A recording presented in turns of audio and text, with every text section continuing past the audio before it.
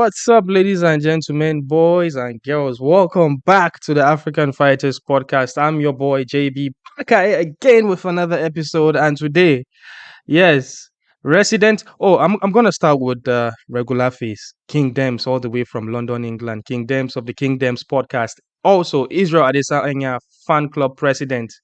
Ladies and gentlemen, it's Demola. How you doing, bro? I'm good, my brother. How are you doing? And of course, apologies for making the podcast start late I today. was going to I forgot there's more stars to your rank. You are also now a TikToker because we were delayed to start this because Demola was live on TikTok making roses, popping guns. Uh Yeah, man. We want to all grab some of right. the TikTok money. All right. Due to popular demand, Ebuka is back. Ebuka also from London, England. My brother Ebuka, how you doing, man? How's the family? Hi guys, what up?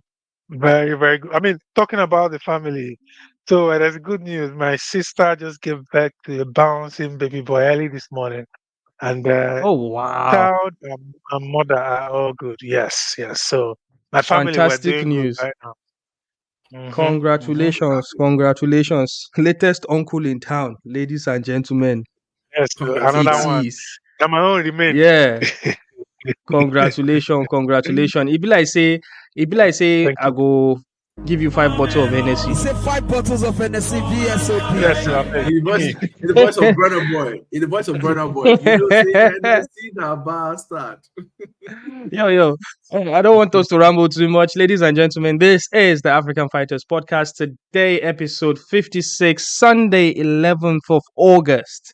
Quite a lot to talk about. It is officially fight week for Israel Adesanya versus Dricus, still not Duplessis. We are going to ramble about that, which we've been doing this past couple of weeks.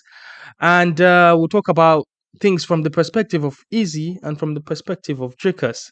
We'll also talk about Kamaru Usman and Belal Mohammed going back and forth on Twitter. We'll react to Francis Ngannou and Renan Ferrira PFL Supercard. And just a few bits and bobs there. Feel free to drop us a comment, a live chat. We could get to that. Super chats are appreciated as well. Love them super chats as well. Thank you guys for joining us, and please hit the like button as well. Thank you. All right, guys. As the title of this episode, let's give Dricus Duplessis his flowers. Because I noticed that Except for me. this podcast has not been. If you listen to this podcast, because all three of us are Nigerians right now, me and Demola are Nigerians, so we are very emotionally invested in this. To us, this is like Nigeria versus South Africa. You understand? It's not like a typical black man versus a white man for us. This is flag versus flag for us. Okay. Okay, there's a African bragging rights there. So this is not personal Right. as people think it is for us. But today we are going to do the task of giving Dricus his flower. I know I can, but I know it's going to be difficult for them to do that. I don't know about Ebuka because I feel like Ebuka is in between. So Demola, I'm going to start with you. I'm going to ask you the impossible question. You being President Israel Adesanya fan club, the impossible question of how does Dricus beat Israel Adesanya? Oh wow, interesting. Thank you very much for putting me on the spot, right? I think one of the very first things you know about me is the fact that I'm actually a chartered accountant. And there's something in accounting. One of our core, principles is independence. You have to be able to drop your alliances and be independent, analyze things from a neutral perspective. So that being said, being a pundit of the sport and not being a casual, right? I can tell you for free that both, parties have a pathway to victory in this fight, right? However, me being, a fan, a big supporter of Israel, right? I would say, 24/7 that easy wins that fight. However, I'm not oblivious to the fact that Dricus does have, a pathway to victory. And of course, his pathway to victory is to, try to make it into a brawl, try to take the fight to the ground, which, a lot of people have not been successful at doing that with easy over the years. Even Derek Brunson, accomplished wrestler, could not do that.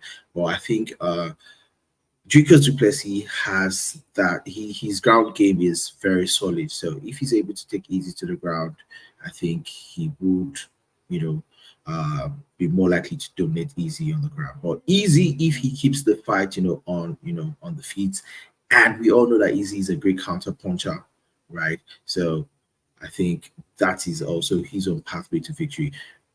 Still knocks, like the name implies, he knocks really, really hard. If Dricus were the one that caught easy with what Strickland caught him in that first round, right? I don't think it should have been the same story. So his pathway to victory is to make it an ugly fight. Yeah, basically Okay. Oh, that's it. okay. Okay. Let's say, okay, I ask you the question on how would Dricus do it, and you rambled and rambled and rambled and say he should scrap, he should brawl, right? Yes, But definitely. I'm going to go to Ebuka now, but Ebuka, I want a prediction from you. Not a prediction, but I want you to tell me the how. How how exactly would you vision Dricus beating Adesanya? First of all, if you want my prediction is that Easy wins his title back. I will just start from Mm. there. Then how Dracos can win this fight? I mean, to be fair, the Strickland fight told us a lot about Easy as well. Told us that Easy can be beaten, Easy can be rough handled, he can be manhandled by some of these guys. Let's not forget, But that all was these not guys easy are at high level guys. 100%. 100% what? I mean, he Easy lost was the not fight. 100%. He wasn't 100% in that fight. Like coming into that fight, Well, he I was mean, actually. well, well, I mean that anyone can give excuses about anything. What we're talking here is fact that in that fight we saw that I don't know how many rounds Easy won in that fight. It was a terrible outing for him, and I'm sure having taken this time off now, you know, reflected and everything, I'm sure he's going to come back much better. He's going to come back fighting the Easy that we know from when he was, coming up before he became champion. So how Dricos can win this fight? Dricos is one of these guys that you can't really say this is his specialty, right? You can't say, oh, he's a knockout artist, or he's a grappler, or a wrestler, or he reminds me of Belal. You remember the name, Mohammed? He can mix it up. He can do a lot of things. And trust me, a guy like this is a dangerous guy for somebody that like Easy, who we know his strengths and his weaknesses to a large extent. We know that Easy likes to keep the distance. He likes to touch and go. We know that he's a stand-up guy, kickboxing, right? He uses his leg, those leg kicks and those punches. He's not really a grappling guy, and we know that already. It's not his strength. So, this one, I don't think this fight goes the distance. Just coming to the prediction that you asked me of, uh, you know, I don't think this fight goes the distance. I think Easy finishes this guy. He reminds me of what's this guy, the secret juice, Costa, Paulo Costa. Costa, You know, yeah, Paulo I think Costa, yeah, I definitely. think this fight will be similar to that one. Dricos will come smoking. He's gonna come with something to prove. There's already bad blood there. There are already issues about who is the real African, who is this, who said what, who didn't say what. It makes for a fantastic spectacle in Perth, I think, next week. But I think Easy wins the fight. Yeah. All right. You mentioned something about Dricus' style of it being random, him switching angles all the time. His striking is not very conventional. It doesn't look very clean, but it is hella effective. What I think about every time is if I was in Adesanya's camp, right? How am I going to get someone to replicate Dricus' style in sparring? right? Because they do sparring and then they fly in some guys to kind of like replicate whoever the opponent is going to be. Because the name of Dricus's gym, I believe, is CIT. And if you can remember, I'm rambling here. If you can remember, City Kickboxing, which is Israel's gym with his mates, Dan Hoka, Volkanovski, when they came into the MMA space, they had a style. Their style is we chop you from the bottom to the top. The leg kicks and then the hip feint. They started doing that very, very well and they weaponized it. So before the rest of the MMA game caught up, they already became champions, right? If you go to Khabib Nurmagomedov's the Dagestani guys, they brought in wrestling and they are like chain wrestling and they weaponized it, which obvious right now it hasn't really been fully defeated, or I should say there isn't a remedy for that now. So now if you look at CIT and Dricus style is totally different from what Cameron Simon does. And it just makes me think, okay, so this style that Dricus does, it's not something that the coach puts together, is it? He's a very high level striker, a kickboxer, a K1 kickboxer, high level grappler. Because I heard he went to Izzy Rosie dojo and he submitted all the grapplers there. So it's like someone who he blitz trend switches from orthodox, he switches back to what's the other stance called? Southpaw. Yeah, southpaw. He switches southpaw orthodox. Even Whitaker said that threw him off a bit when he fought him. He does that and he comes up and down. He kicks as well, and then he blitz almost all the time. He always is moving forward. Always is constant pressure. Again, how do the camp of Easy mimic that style? I feel Dricus has carved a style for himself only, and I don't think anybody else can do that style. That it's not as easy as as you can see.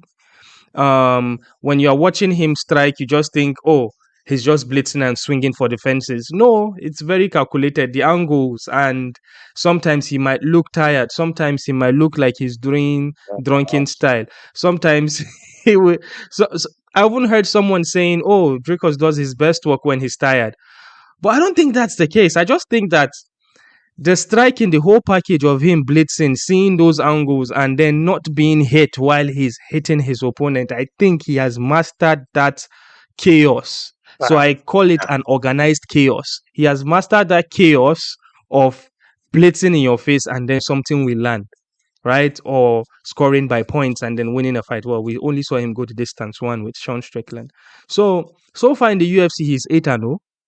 On a 9-fight undefeated streak. Before that, he was also on a similar streak. So I think if Dricus beats Easy, I think he's probably going to catch him. It might going to be one of those things where I don't think it's going to be by submission. I don't think it's going to end on the ground. I think it might be something where we will all have our jaws on the ground like this. For audio listeners, I opened my mouth. You know, when Ilya Topuria beat Volkanovski, how shocked we were, right? I feel like that's the similar kind of situation that is going to happen if Dricus actually beats Easy. So, Demola, you've been nodding your head. I feel like you want to say something. I want to say something because this is the best form of daydreaming I've ever seen or heard in a very long time. It is practically impossible what you say, but it's fine. It's fine. It's good to daydream. You know, dream, dream on. Why? Why? I can see this. Out. Third round. I can foresee this happening, bro. It can happen. It can happen. I feel I'm not a betting man, but I feel like we should. The last time me and you betted, Is betted is a Bet. word. Bet. The Masters last of time me and betting, you bet. had a bet Who's that? was when Dricus was fighting Strickland, and I Yeah. said if Dricus loses against Strickland, I'm going to shave my beards live on the show. And you were like, if Dricus loses, you're gonna give me £100 so I can feel good about myself, right? Yeah. So Remember, I told you Strickland was going to win, and I think I yeah. scored 1,000 on that. So this So one, now I'm going to say this, eh?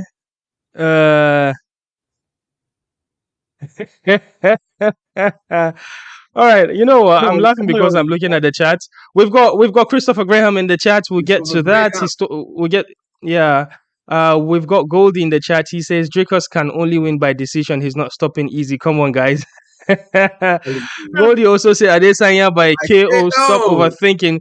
Trust me, easy wins. Well, it says a lot about Goldie because look at Goldie's profile picture. Easy all the way. we have the guys that were coming for me in the comment section. Last week, guys were coming for me. yeah. In our last episode, a few guys were saying Demola is too emotional for like blindly. It wasn't blind in my opinion, but supporting Easy. Well, what do you expect? Is the president of the Israel Adesanya fan club. You probably have a new member in Goldie. Goldie, reach out to King Dems. So you guys can sign your association up. Yeah. I'm not daydreaming. However, I am preparing for the worst outcome for you guys and Nigerian MMA fans. And still in the fate of worst outcome if Easy loses, what next? If Dracos beats Easy, what next? What then happens to Easy's career? What do you think will happen? I'm going to go to Ibuka first. Yeah, that's first of all, he's not going to lose. I don't think he loses this fight. But however, in the event that he loses, I mean, let's be frank, let's be honest. Easy is still one of the biggest fighters in this sport in the UFC and even in the fight world. You know, he's one of the biggest names out there. So I think he still has a route. He might I mean, there's still lots of fights there for him. There's still that Ferrira fight if he wants it. He could still. The chapter is closed. That chapter is there's still that Ferrira fight there, but it's going to be a difficult one because when you look at the division, there are some guys coming up that are difficult. But I think it will be difficult for him to build up again in terms of he'll just be in a situation where somebody like Usman is in. Because the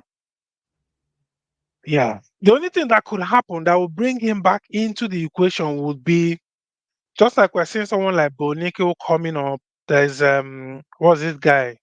Kill everybody, comes out is still there. We don't know what's gonna happen, who's gonna be champion next. So it will now depend on how long will Draco stay on as champ and what happens with the division. But honestly, I can't give you a definite answer as to where Easy goes. But what I can see from here right now is that Pereira fight. The UFC can make something there, and they can have that fight again. That's the fight that I think everybody in the sport wants to see that fight. Yeah, I'm going to kind of agree with you with regards to that because Goldie is talking about Easy's physical shape. Apparently, Easy is very, very heavy right now. He added a bit more meat and muscle. Muscle meat, whatever it is. Muscle, and it would. Okay, he would probably consider moving to light heavyweight because I agree with you. He has a very, very fat contract with the UFC, right? And it wouldn't make sense for the UFC to have him fighting co-main or under somebody's card, right? With the type of contract he has to be the headline. it's sort of like a Conor McGregor. Conor McGregor will fight under nobody, right? But then what fights are out there that is a non-title fight that would be a Makes sense. pay-per-view main event, right? It's sort of like the same situation with Kamaru Usman. Rematch Kamaru with Usman, yeah, there's the rematch with Strickland. Kamaru Usman, for example, we've not seen him fight. It's not because the UFC don't have a fight for him, or it's because he's on a heavy contract and he has been a main eventer for a very long time. And the only time we saw him fight was when he fought Chimaev, and that was like, the co-main it's event. not a main event, but it was a That was scenario where it yeah. was a bit chaotic and it's a bit legendary if he had won the fight. So there was everything to fight for there. So we've seen Usman. Now we'll discuss about Usman and Bilal in another segment tonight. But we've seen that's why Usman is now kind of like chasing the Bilal fight now. But with regards to what's the worst that can happen, I don't know if we've spoken all the points of the things that could happen. I don't know if Demola you have another vision for what's the worst that could happen if Dricus beats Easy from It is Easy's point man. of view. Well, Okay, so if Dricus actually beats Easy, right, which I do not see happening, there are possibilities, basically because Easy is a star. He's not just a star; he's a superstar in the UFC, right? And we have seen time and again the UFC don't really care about the rankings when pushing the superstars. So there are options for Easy if he does lose that fight. Don't be surprised if they give him a rematch with Dricus in South Africa, right? They can build up that. Or the rematch with Strickland, or another rematch with Ferrira. That's three scenarios I've already given you, right? So, or even matching him up with Hamza Chimaev, right? So there are, multiple possibilities for Easy. He's a money spinning machine for the UFC, right? It's just like Conor McGregor. Do you foresee him calling it the end of his career? Because he's 35 years old, right? He's He not in won't. his prime anymore, is he? He won't. He says it. He's coming for the heads. So, and I feel from his body language and disposition, I feel like he feels like he has maybe 2 or 3 fights left in the tank. From things Yeah. that England's been saying, that's what I read from him. 2 or 3 fights left in the tank, and he will call it a day. Yeah, speaking about that African man, Israel Adesanya, let's talk about another Nigerian, right? Kamaru Usman and Bilal Mohammed have been going back and forth on Twitter since Bilal Mohammed became It's champion, it's been hilarious. right? And to be honest, you know what? Let me go through some of their exchanges, right? Kamaru Usman just tweeted. He tweeted like, "All right, enough being the nice guy. You were never chasing me, bum. You were barely in the rankings when I dominated the division. FYI, I have a win over Leon, son." And Bilal was like, "Dominated the division? You beat Masvidal twice and went on a cardio kickboxing war with Kobe twice. Kobe sucks, by the way. You were protected by the UFC. Now you can barely walk. Your podcast sucks and your part in Black Panthers." So when I saw yeah, this, right? Like, When that's I saw interesting. this, I was like, okay, you guys, who are you trying to fool? Bilal and Usman. Not me, not this guy. This looks like banter between friends. That is one. Two, it looks like something they went back. They were with affiliation with Ali Abdulaziz or whatever. They went to the back and was like, okay, you say this and I say that. And you say this and I say that. Let's get the people talking. Let's get an interesting fight let's do good business for the UFC welterweight division. Because to be honest, wait a moment. Wait a moment. He started with the the video of Islam of Islam Makhachev and Belal, showing right? Bilal how to hold the title. Carrying the Yeah, belt. Yeah. yeah. And then Yeah. Yeah. Usman was like, Islam is a good man. And then he's teaching, he taught, Belal how to hold the belt. Then Belal said, he also taught me how to clean your fingerprints off it. And that was the beginning of the trash talking. Bro, again, you see, Usman gave it a day before he came back and said, "All right, enough with the nice guy." That's when after that whole belt thing happened, he gave it a day or two before he came back again.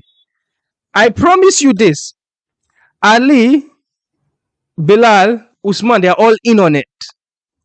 And to be honest, it's kind of working because the fans now were saying, "Oh, Shafkat this, Shafkat that." Now all of a sudden, they kind of starting to pick interest in Usman versus Belal, because I understand something happened in the welterweight division since Usman lost the title. The division has not been a draw at the top because Leon wasn't a draw, and Belal obviously. Dana White was pissed.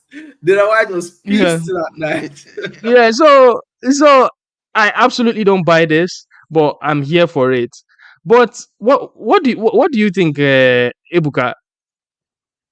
Yeah. I mean, I was tasty for this one. I mean, for once, one thing though I can say about Belal, if I have to say positive about him, at least for once, he's becoming interesting. Let's be honest, the welterweight division was, we've really been in coma since Leon was champ because the guy can't talk, the guy can't, he's not interesting. He's not. There's really nothing about him that we want to The see. only thing he does is headshot dead. Yeah, headshot dead. Which I thought was boring. And rightly, Demola and I in our preview to that. Come on, fight, man! Headshot dead wasn't boring. It was kind of a cool knockout. I don't think we would ever stop seeing it, even though it is traumatic for us and gives me PTSD. But continue. Okay, well, for context, I know why I say it's boring because I actually felt that knockout. I felt it like it was me that got knocked out that night. So that's why to me it's boring, and he should have gone past that a long time ago. So for once, there's conversation going around in the division, and Belal is beginning to be a bit, whether maybe whether it was Ali Abdelaziz that was holding his phone and Usman's phone and doing the back and forth. We don't want to know. For a long time, it was about, "Oh, Dana, please give me the title shot. Dana, please give me the title shot." And he got it and he delivered. So kudos to him for becoming champion. Again, it's gonna be an interesting fight. I think. I mean, them being under the same manager as well, Ali. I think I don't know how it works, but I think Belal wants the fight because he believes that he can beat Usman. He believes that Usman's time is over and his knees and everything. He thinks he's now on a downward, trend, and he thinks he can just Wait, get Ebuka, let me acknowledge the presence of the Cinderella man, the builder of boreholes, Temba Gorimbo. Thank you. Welcome to the show. And we've got Goldie with the decision, Mohammed. with a cheeky dig at Bilal. He says, "Bilal, remember the decision, Mohammed." I'm not. Yeah, That's kind of funny. But sorry to cut you off, Ebuka. Have you finished your point? Yeah, no, I was done. I think it will be an interesting fight. I think people will be interested to see that one. Yeah, I think I honestly think one as well. So yeah, so I was brought up in wrestling, right? There's something called the rub in wrestling. The rub is when someone a big wrestler, let's say for example a John Cena. A John Cena has done his tenure, he's getting old, he can't wrestle anymore. But before he goes out, he's going to give a younger wrestler the rub. That is, he's going to take the L for a younger wrestler, and that younger wrestler would then take some of John Cena's glory, and then that will be the beginning of his own career for continuity reasons, right?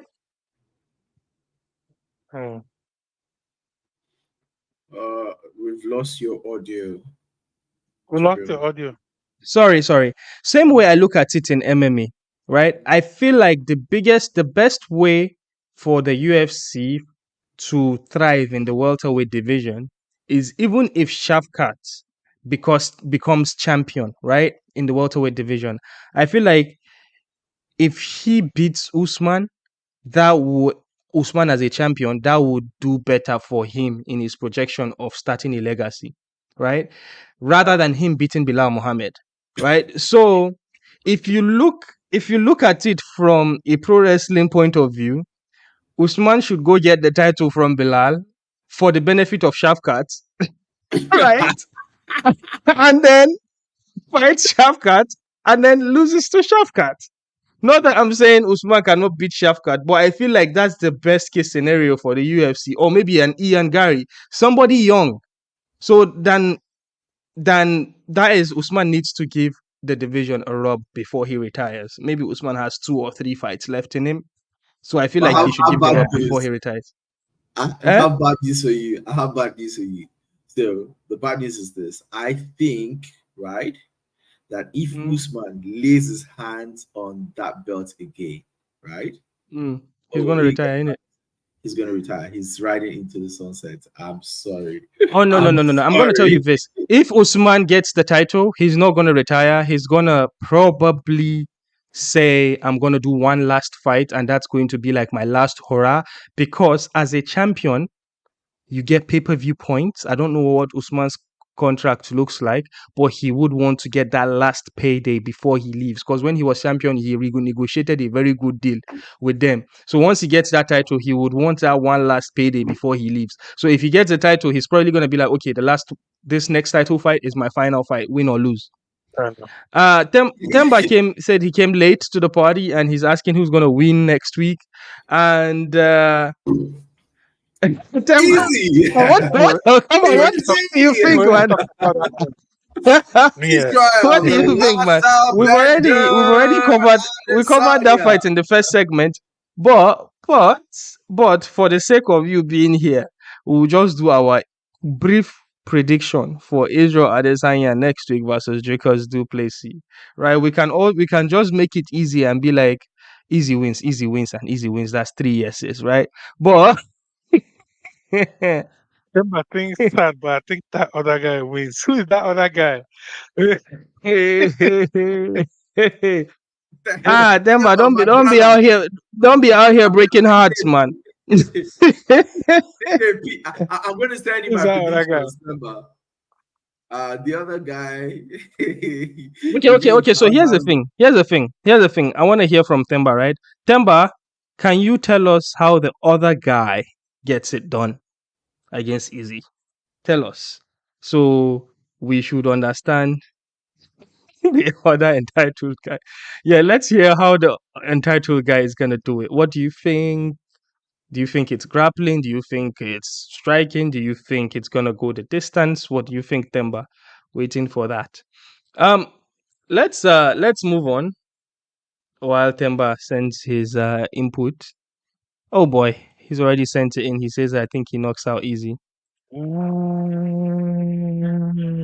What a casual. Bro said the other guy. Goldie is giving them by a 10-8 round there. That's a 10-8 round. Oh no. I think he meant what a casual way to say the other guy. Like he's saying, like he casually said the other guy. No, I don't think he's taking a dig at Temba. Come on, Goldie. Goldie wouldn't do that. Okay. So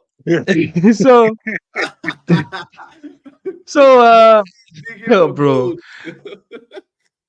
That knockout, you know when. Well, if you go back to our listeners, this might sound like me repeating what I said earlier in the show. I did say if Dricus wins, he's probably gonna do it standing. He's probably gonna knock out easy. I don't see it happening. And I said it's gonna sort of look like Ilia Topuria versus Volkanovski. That kind of like jaw dropping, like what did I just see situation. I think one of those flurries will land. That's what I said. And Demola said that I am dreaming. So let's Demola, I've not heard from you about this Usman and Belal. Do you think these people are do you think they are trolling us, Usman and Belal? He probably had friends after he saw my face in the video of the scandal. Yeah, I saw your face in the beginning of the countdown. Yeah, that's what I tattoo from his walk of life. So, for audio listeners, Temba just said, he is the other guy to me. Ha ha ha. He probably had frets after he saw my face in the beginning of his countdown and the rest of the entitled people from his walk of life. I did see Temba cut a bit of that video and posted on his story. It was Yeah, it was really a nice package. Like yeah, I like. UFC media team kind of was like, okay, let's kind of push the African narrative a little here. It was Yeah, nice to see all those African flags and nice to see Temba punching somebody's face into the canvas. We are here for it. So, um, yeah, Demola, the your Belal, thoughts? the Belal Yeah, Usman. Bilal and Usman. Yeah, the back and forth. So the back and forth, right? I think it's a bit cheeky, you know. Belal is trying to act out of character now. So Belal is doing what Kobe Covington did, you know, when they were about to cut him out of the UFC. He started, becoming an interesting character, right? And taking jabs at people. But I think that fight is the fight that makes business sense, to the UFC. And I think that fight in all probability gets to happen. I think Shafkat and Ian Gary will have to wait. So basically, it's just they're fighting for their money, But it's an Yeah. interesting one. I'm just neutral. I'm just staying, in the middle because I was supporting Belal to win Leon, right? And remember, yeah, I predicted this thing, right? When we're like, oh, who ends the year with a belt? Remember, and then you told me then I was daydreaming. Remember, I told you that Belal wins. I think it was at the beginning of the year. Actually, Belal wins Leon, I right? think we did an episode of early predictions of Yeah, 2024. And you did yeah, say something like that. You said Bilal gets the title and Usman takes the title from Bilal at the end of the year. bro. You did say that. It's Yeah. happening, right? Well, So, your prophecy is not completed yet. Temba said, honestly, my heart is with Easy, but unfortunately, the other guy wins. Bro, it will be unfortunate for us as well, easy Nigerian wins. MMA fans. Easy Uh, wins. uh, I don't see it. I don't see it let's happening let's otherwise. let's let's quickly talk about last week. Francis Ngannou versus Renan Ferrira was announced for PFL Super Card. I think that's what they call that gimmick. This is supposed to be this is supposed to be in Saudi, but it has not been announced yet. The location has not been announced yet. However, we know that the Saudis have poured in some money into the PFL and they would love to be in the Francis Ngannou business.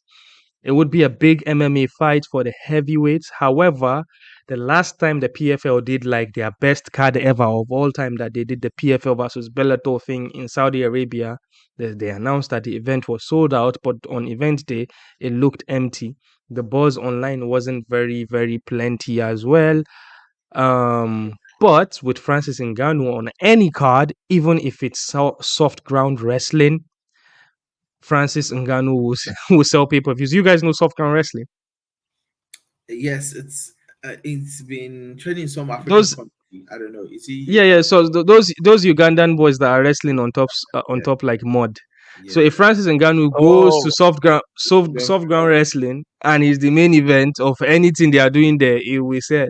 So um I've already said this when after Renan Ferreira won that PFL versus Bellator unification.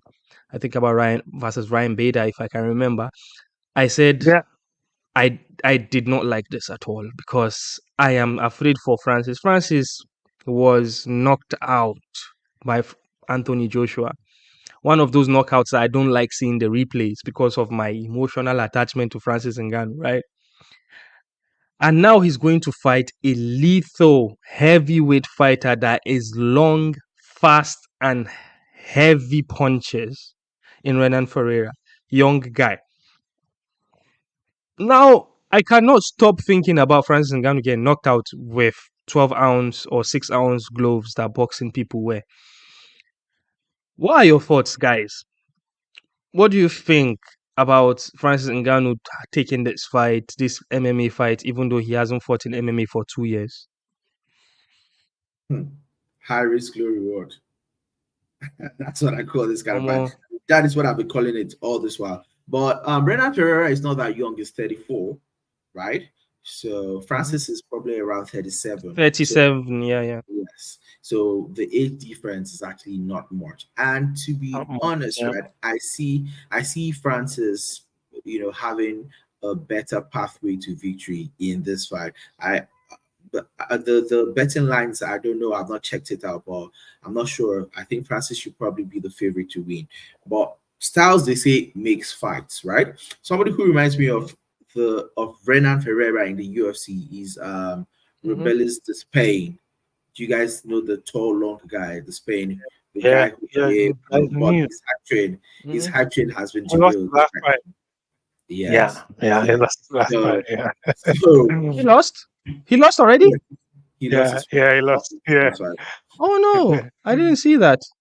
So Is it the guy with the red, the black guy with the red hair, red dyed hair? He lost. No, he lost. Was he red or blonde? Yeah. Oh, he's blonde, right? Who did he lose to? Huh? I can't remember. It was 2 weeks ago now. Oh my god, I didn't see. So when you not see that. When you see people like that being built up, right? That everybody should be scared of them. There is always wait. There are two questions here. There says Goldie says I picked Ngannou to beat Joshua. I'm such a lemon, and now you are picking easy to beat Dricus. I hope you are not still a lemon. Temba says, why don't you wear your African hat? Yo, Temba, I started this. I rushed to do this. My hat is in the other side of the house. I've got to go dig it. Don't worry. I have not thrown away my gimmick hat. I'm going to wear it all the time. There's a guy called Waldo Cortez Acosta. Mm-hmm. Yeah, so Robles de Spain. Yeah, he lost a guy. He lost a guy called Waldo Cortez Acosta, right? So that blueprint, I have seen it, how to beat that kind of body type, right? That kind of body type is a big asset, but then, when you fight them in the pocket, you closing on the range, you neutralize, their weapons. And of course, Francis is well experienced in MMA and he's got a good team. I think they get this done. So that's just my take on it. I'm not so scared of Renan Ferrira any longer, but still, it's a high risk, low reward fight for Francis. Well, it's very high reward because he's getting paid by the PFL and the Saudis, Francis Ngannou. So there's still reward there. Boxing, definitely. Yeah. Well, I don't know. But if he gets back to boxing, I think that Derek Chisora fight will be amazing. Derek Chisora. It's a gimmick. Keep it, but if Easy lose, then you can't win. Ebuka, why are you joining with two things? Are you the one that is sharing your screen? No, I'm trying to show you how PFL are promoting the fight, right? So they said PFL Super Fight, right? It's in their pay-per-view division. So Ngannou versus Ferrira, Battle of the Giants, and they said brace for impact. I mean, bro, we're bracing for the impact of Francis Ngannou's piece on this guy, this Brazilian guy, Johnny Man. And I don't care what you have to tell me about this guy or how big or whatever he is. He's been fighting who? Who has this guy fought that we know about? Apart from Ryan Belal, that is 42, 43 years old, that he knocked out in a few seconds. He's washed. I mean, I think that tells us everything we need to know about this very fight. Temba says I should keep my hat if Easy wins, and if Easy loses, I should get rid of my hat. Goldie says I hope Taito Vasa wins so he can spit in his shoe and drink it. All right. Bam bam. That's bam bam to Vasa. I think let's go to the last segment of this show. The Olympics just rounded up today. I think the medal table was very, very close. We had 40-40 gold medals for USA and Spain, but USA won the overall because they had overall more medals. I said UFC, USA and Spain, USA and China. Mm. 40 gold each. So because there isn't too much time for us to deliberate, I'm gonna go to each of you. Pick your favorite moment from this year's Olympic. I'm gonna go to Demola first. My favorite moment, one, I think it's still the Yeah. police officer guy. It's still that The police officer what? guy. The badass. The Turkish guy. The The Turkish. Turkish uncle. I'm telling you, like it's still my favorite moment. Like he just became. I love it when people who are unknown just become superstars overnight. I Yeah, love it. Yeah. with all the criticism of this Olympics, with all the LGBT shenanigans in the opening ceremony, it ended up being a very incredible one. Because like yesterday, they saved the best for the last. Yesterday, the Australian breakdancer woman. Did you see her? I didn't None of see you that. guys saw it. So breakdancing No. is a sport in the Olympics now, and there was an Australian woman that Yeah. was dancing yesterday, a white Australian woman. She was wearing clothes like a school gym teacher, and she was doing something weird that she called dancing. It was so funny, so funny, and people roasted her online. It was not even, it was like not fair the way she got roasted. Probably when after this, go on Twitter and check it out. But anyways, my own favorite moment happened last night as well. USA versus France in the NBA in the basketball gold medal France match. I'm a big Golden State Warriors fan. Nigeria did not win a medal, so I can stick to this one. I'm, I'm, I'm a big Golden State Warrior fan. I'm a sucker for Stephen Curry, and Stephen Curry, what he did last night, God help me, Yeah, the 3 pointers. bro. You Ay, know, ay, ay. it What was Corey perfect. did last night, I was just screaming up and down in the house.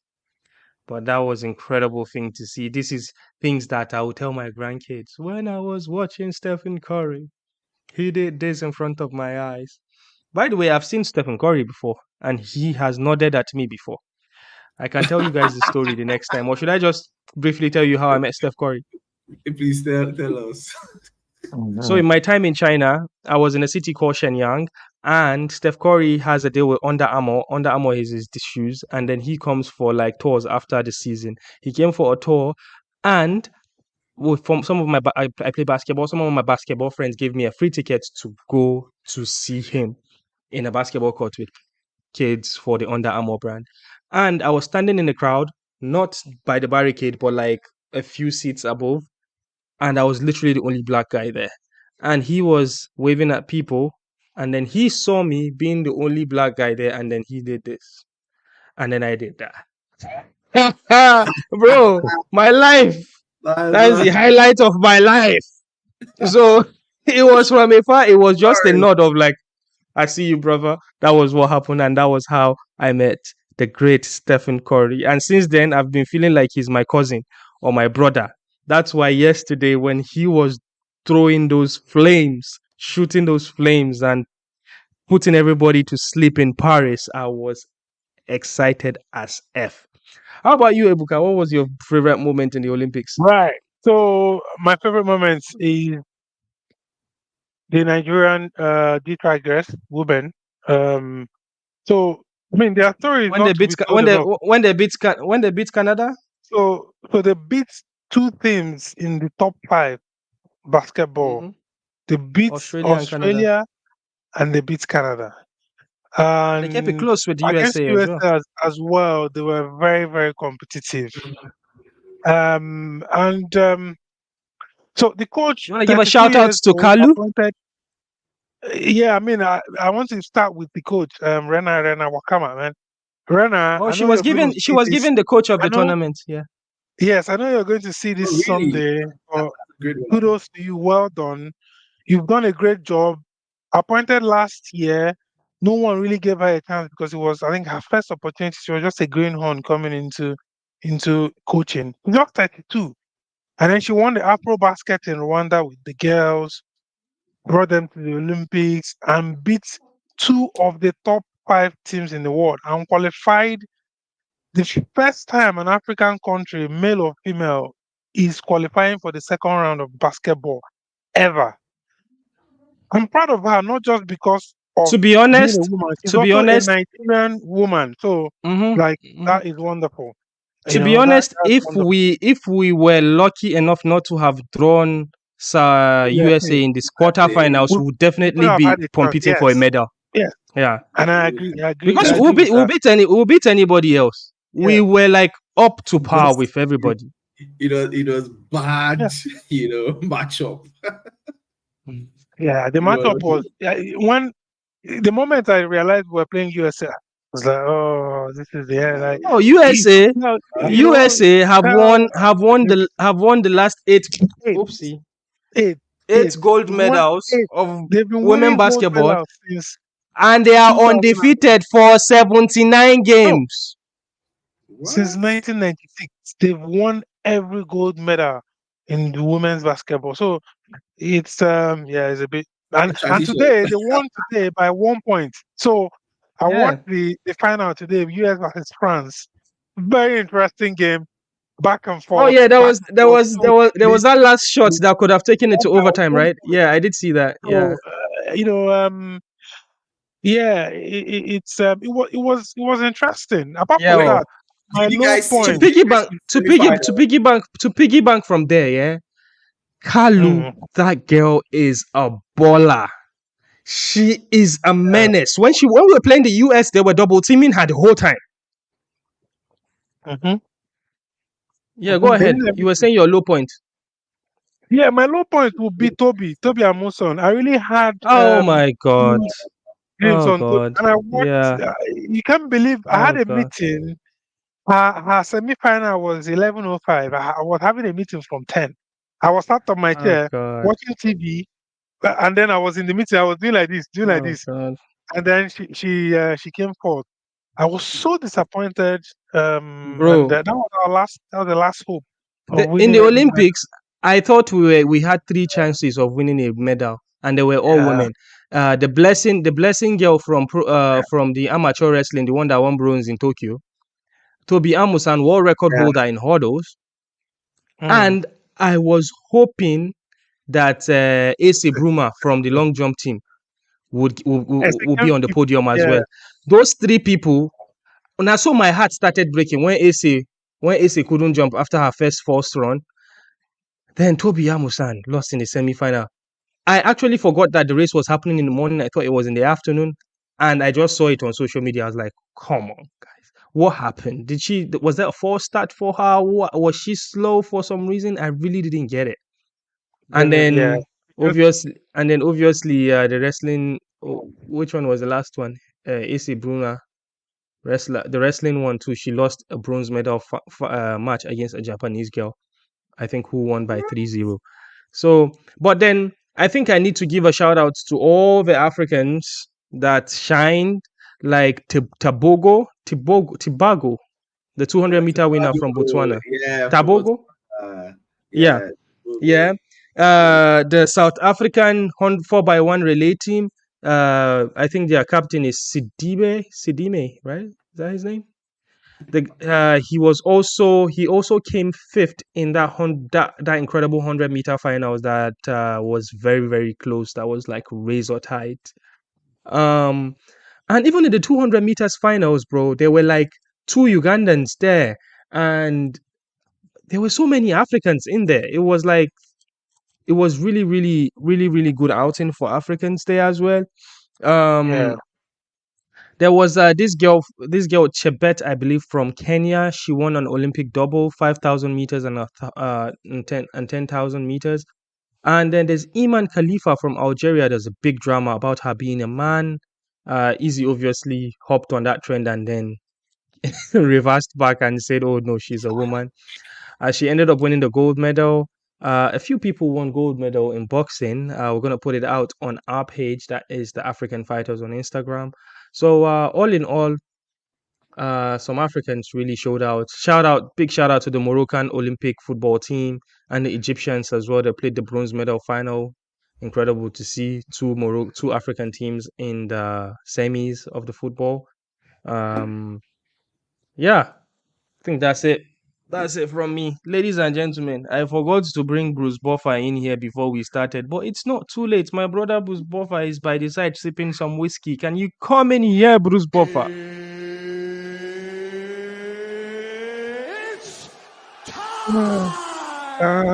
Yeah, yes. It's time to go home. Thank you so much for sticking with us. I am Jabril, and this is Ebuka. Ebuka, you want to plug your podcast? Yeah, please, go on to chat with the tycoon. There's a new video dropping tomorrow, 8 p.m. And yeah, we're just moving, bro. We're just moving. Thanks for having me on here. All right, thank you, appreciate it. And we've got King Dems, the podcaster. That's King Dems podcast, and also Yeah, now yeah. a TikToker. So please Yeah. follow King Dems on TikTok as well, because he does constant live streams and he pops guns, doesn't he? We're popping everything popping, except for popping for steroids. So Yeah. thank you very much, guys. Thank. It's been great being on the show today. Yeah. I hope next week when we're having this episode, I hope we are here with smiles. Yeah, Talking of course, about I'll be happy to prove my brother wrong. Remember, well, yeah. don't worry. I'm going to send you my predictions. Don't worry. Oh yeah, and before we go, Christopher Graham had two questions that I totally forgot to bring up. We'll bring them up next week. He's talking about Yusuf Zalal that obviously won last week, yesterday, first round Yesterday. submission. You see the Moroccan Devil. And I forgot the other thing that he mentioned. He mentioned about Markhoum and Roddy Rhodes were eliminated from the Ultimate Fighter. Did it, Dems? Are you not watching that show anymore? I have like some 2 episodes to catch up with. Yeah, but I know Markhoum's lost his first fight. Rhodes won his first fight, but then what's gonna happen? Dems, go catch up, and then you tell us about it next week. Sure, definitely. All right, guys. Thanks, appreciate it. Love, peace, kisses, and hugs. Thank you. Have a wonderful day. Bye.